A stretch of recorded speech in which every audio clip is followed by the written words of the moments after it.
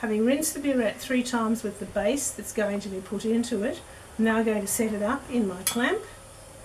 Now when you set it up, it's important to make sure that you have the tip at an appropriate height and that it is vertical, looking both this way and that way. This ensures that we get a good read on our meniscus when we need to.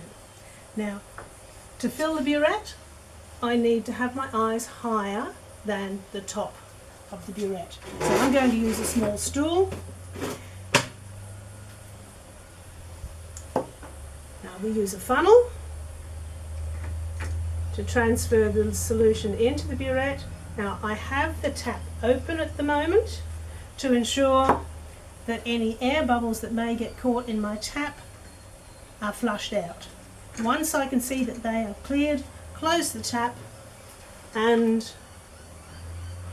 fill the burette to somewhere near the 0 mark. It doesn't have to be exactly on 0.